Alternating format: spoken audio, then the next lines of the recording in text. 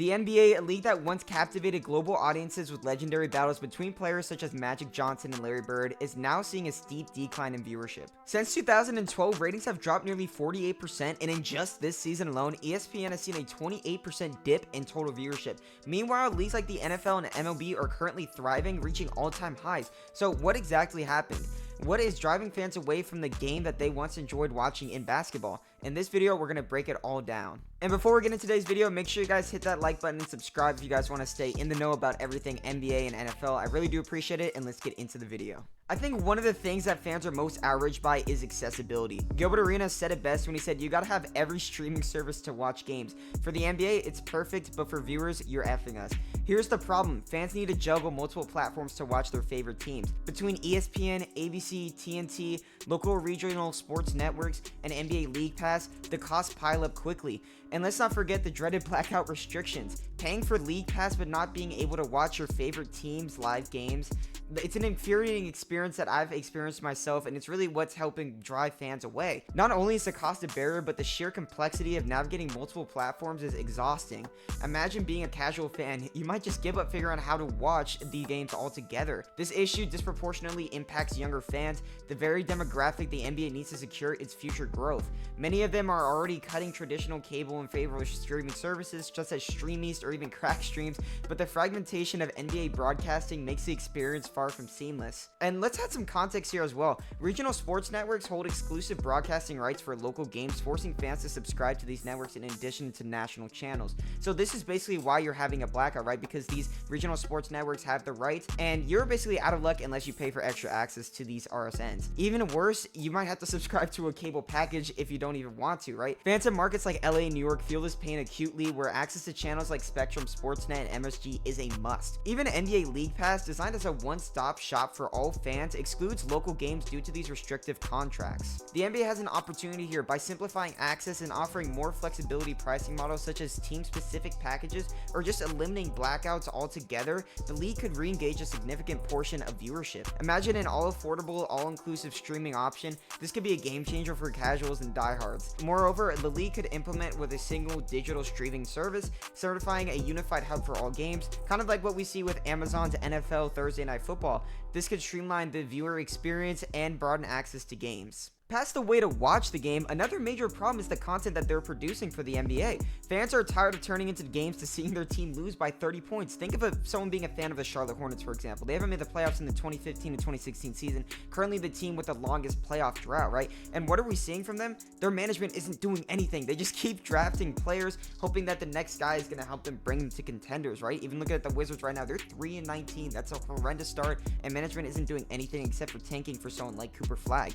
The season itself this year has seen more blowouts than almost ever, and what seems like the Boston Celtics attempting 50 plus three-pointers a game, it's very frustrating, right? Sure, the analytics say that this is one of the most efficient ways to play basketball, but for fans, it's monotonous and it's very uninspiring to watch. Blowouts aren't just boring, they're also alienating casual viewers. Imagine being a fan tuning in to expect an exciting contest, only to see the game effectively over by halftime. These uncompetitive matches are in stark contrast with what we usually see, first of all, in the playoffs and in prior years during the regular season as well, where, you know, every possession literally matters. And what is causing the rise in blowouts? One factor is the talent disparity between top tier teams and those in rebuilding phases, like someone like the Hornets right now who's rebuilding, and someone like the Nuggets or the Celtics who are boasting their rosters filled with all-stars. And, you know, someone like the Hornets or someone like the Wizards, they're composed of younger, inexperienced players, or, you know, some teams just suffer key injuries. The NBA's draft and salary cap system is definitely trying to aim this balance, but in reality, the gap between contenders and bottom tier teams just seems the widest it's ever been, and I really do think it's because of the drafting salary cap system. Additionally, the NBA schedule even adds on to this issue. Back-to-back games and heavy travel can lead to fatigue for performances, particularly for road teams, creating more lopsided matchups. And digging more into this three-point revolution that we're currently seeing, this is really foundationally changing the way basketball has been played.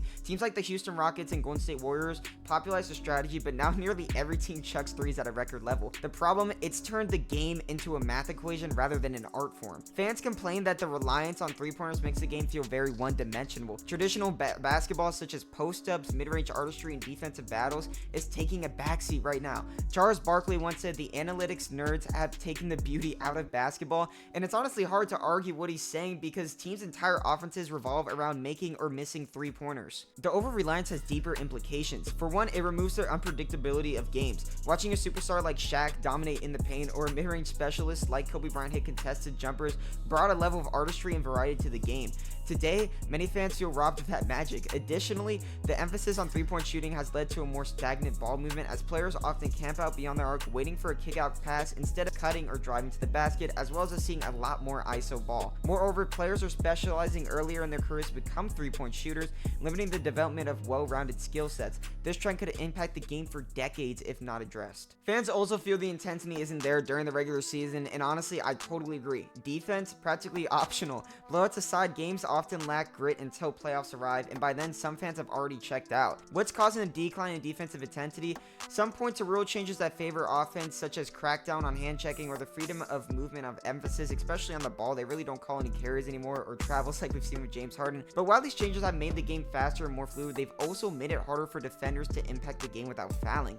Combine this with the league's 82-game schedule, and it's no surprise that conserving energy during the regular season is almost impossible. And games are feeling more like exhibitors instead of intense battles due to this. The NBA could consider adjusting the schedule and implementing mid-season incentives to keep players and fans engaged. We're currently seeing that with the end-season tournament, which I think is, still trying to grow a little bit, and it has been a pretty decent success in my opinion, but I think they can definitely build upon this, right? Additionally, adding more physical play can help restore the balance between offense and defense, making the game more competitive and really enjoyable. I think a lot of fans love whenever we can watch defense, right? And without defense right now, the game just seems like it's very offensive moving. An offensive moving game definitely isn't bad, but for someone who's an old head, like even me, sometimes I really do enjoy watching defense. I like enjoying watching those low scoring games because, like I said before, that's where the possessions really do matter. Another frustration, load management. Imagine spending hundreds of dollars to watch your favorite team only to find out that the star player is out literally right before the game starts. It's an issue that affects both ticket sales and TV ratings. And load management isn't just about resting players, it's a reflection of a deeper issue,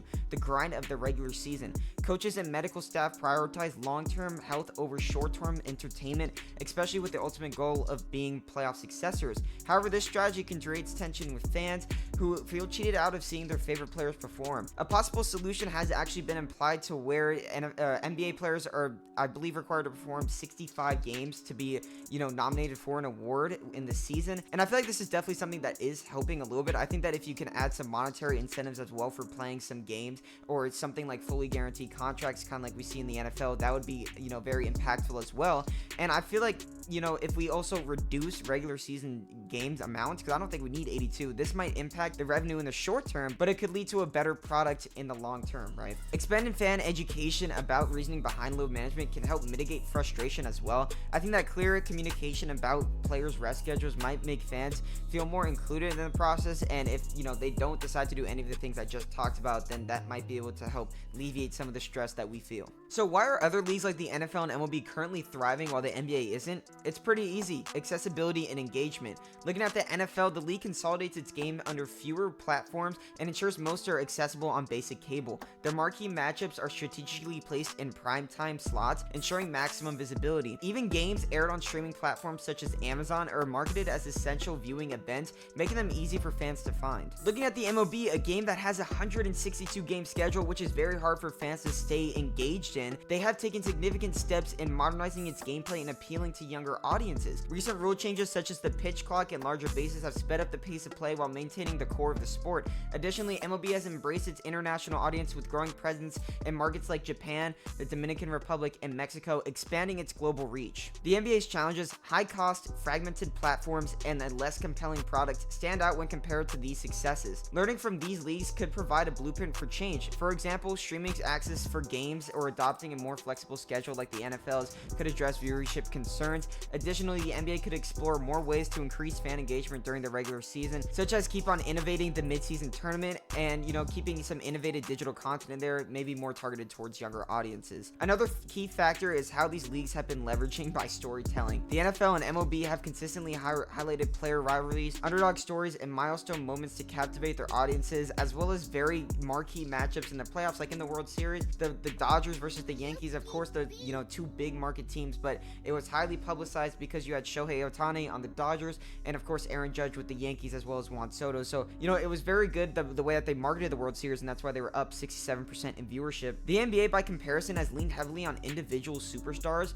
and I think that currently right now it's not really working too well, and I think that they could benefit from focusing on team narratives and emerging rivalries to sustain long-term interest. A well-marketed rivalry like the Celtics and Lakers of the past can bring excitement back into the regular season. I know that whenever I think about the Celtics and Lakers, I always think of their previous rivalries, but even something bringing up like Anthony Edwards, John Morant, just like some rivalries between like younger generations, which I think is naturally going to come whenever we see playoff series between these young players. So how does the NBA fix this? Here are 3 actionable steps they could do. Make games more accessible. They can do this by lowering the price of League Pass and eliminating blackout restrictions to make games available to all fans. They can restore a competitive balance. They can do this by incentivizing varied playstyles and limiting reliance on analytics-driven strategies to bring back excitement. And another approach they can have is to reevaluate scheduling. They can shorten the regular season to prioritize intensity, ensure star players appear in marquee matchups. And I mean, the NBA has all the tools to thrive again, right? They have a global fan base with all the European players we're currently seeing, incredible talent, and rich history.